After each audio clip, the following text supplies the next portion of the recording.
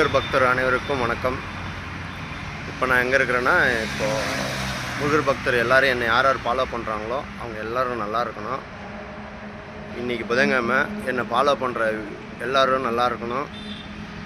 அவங்க குடும்பத்தில் எந்த கஷ்டமும் எந்த நோய் நொடி இல்லாமல் நல்லா இருக்கணும். செல்வ செழிப்போடு நல்லா இருக்கணும். இப்போ நான் எங்கே இருக்கேன்னா, நேற்று நைட்டு அத்திப்பள்ளி டார்கெட் வச்சேன். அத்திப்பள்ளி போயிடலான்ட்டு அத்திப்பள்ளி முடியல. 5 கிலோமீட்டர் இருந்துச்சு. அத்திப்பள்ளிக்கு முன்னாடி 5 கிலோமீட்டர் இருக்கும்போதே முருகனோட அருள் பாருங்கள். முருகன் என் கூட துணை இருக்கிறாருன்றதுக்கு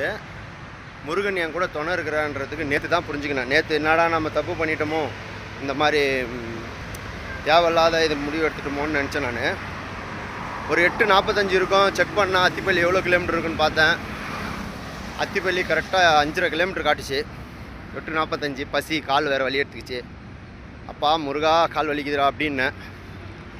ஒரு 10 நிமிஷம் கழித்து நடந்துனே இருக்கேன்.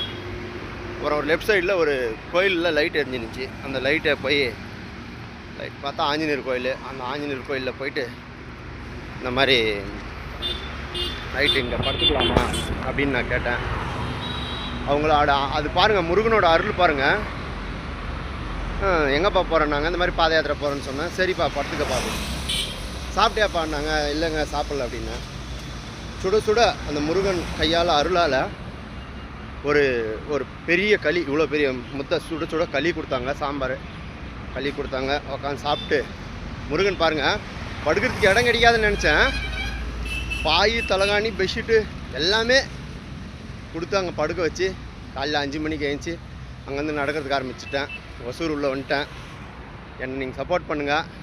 தமிழ்நாட்டு பக்கம் நிறையா ஷேர் பண்ணுங்கள். ஏன்னா அட்லீஸ்ட் நைட்டில் படுக்கும்போது எனக்கு கொஞ்சம் உதவியாக இருக்கும். நைட்டில் படுக்கிறதுக்கு உதவியாக இருக்கும். தமிழ்நாட்டு பக்கம் ஷேர் பண்ணிங்கன்னா அவங்களாம் பார்த்துட்டாங்கன்னா, வீடியோ பார்த்தா ஏன்னா கோயிலில் படுக்கிறதுக்கு விடுவாங்க. வேறு ஒன்றும் கிடையாது.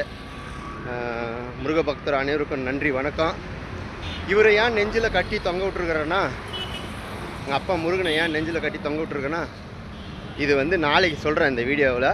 இவர் ஏன் இங்கே கட்டி தொங்க விட்ருக்கன்றதை நாளைக்கு சொல்கிறேன். நாளைக்கு நம்ம கூட இன்னொருத்தரும் கலந்துக்கிறதுக்கு இருக்கிறாரு. அவரையும் நாளைக்கு போடுறேன். இன்றைக்கி டார்கெட்டு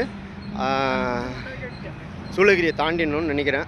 பார்க்கலாம். நீங்கள் இப்படியே சப்போர்ட் பண்ணிங்கன்னா கண்டிப்பாக சூளகிரியை தாண்டிடுவேன்.